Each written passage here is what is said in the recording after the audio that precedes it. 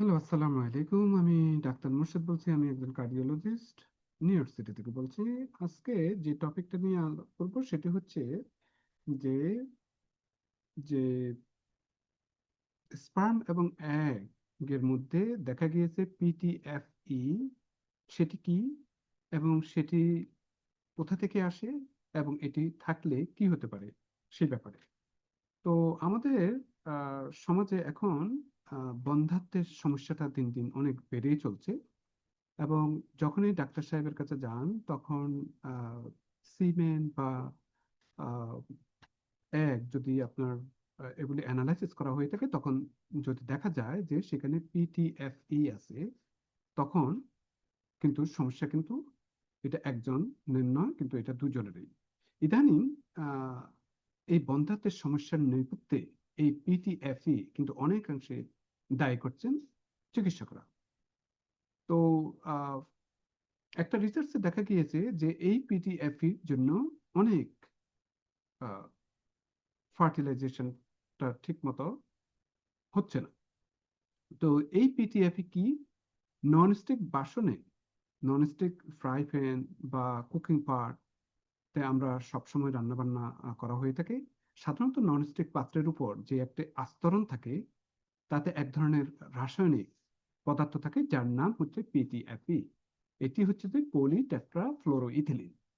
এটি এক ধরনের পরিমাণ যা উচ্চ তাপেও গলে না, কিন্তু যদি ননস্টিক এই ফ্রাই প্যানে যদি উপরের স্তরটা যদি উঠে যায় বা তাতে যদি কোনো ধরনের যদি ক্র্যাক হয়ে থাকে, তাহলে কিন্তু বিপদ।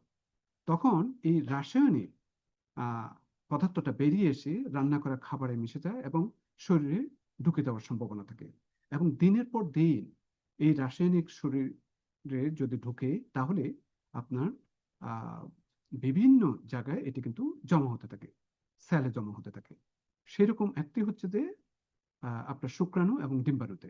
এবং এটি যদি ঢুকে যায়, তখন এই শুক্রাণু বা ডিম্বাণুর গুণগত মান বা সংখ্যা অনেক কমে যায়। এবং পরবর্তীতে এটি কিন্তু বন্ধ্যাত্বের সমস্যা দেখা দেওয়ার সম্ভাবনা থাকে। স্বাভাবিকভাবে আপনার ডিম্বাণু এবং শুক্রাণু মিলনের জন্য প্রয়োজন অন্তত 15 মিলিয়ন বা 1.5 কোটি শুক্রাণু।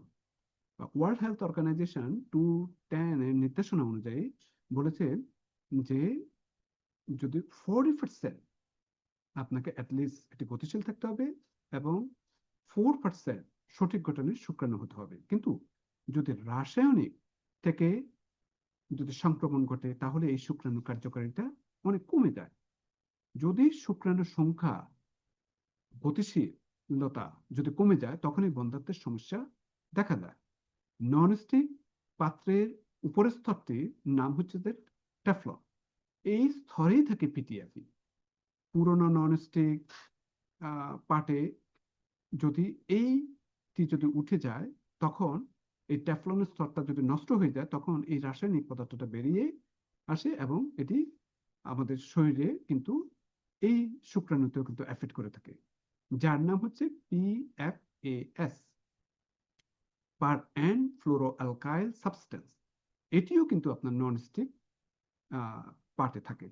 সো পিটিএফই হোক আর পিএফএএসই হোক, এটি কিন্তু শরীরে ঢুকলেই পুরুষদের টেস্টোস্টেরনের হরমোনের যেরকম একটা ব্যাঘাত ঘটে থাকে, ঠিক তেমনি মহিলাদের এগস এর ব্যাপারেও কিন্তু উৎপাদনের ব্যাপারেও ব্যাঘাত ঘটে থাকে এবং মহিলাদের অ্যাস্ট্রোজেনের হরমোনেরও তারতম্য ঘটে। তো এই জন্য একটু খেয়াল রাখতে হবে, যাতে আমরা যখনই ননস্টিক পার্ট ব্যবহার করে থাকি, তখন কোনো অবস্থাতে যাতে এটি ক্র্যাক না হয়ে থাকে, কোনো অবস্থাতে যাতে এটি যদি উপরের স্তরটা যদি উঠে যায়, সেটিতে যেন আর রান্না বান্না যাতে না করে থাকে। Thank you.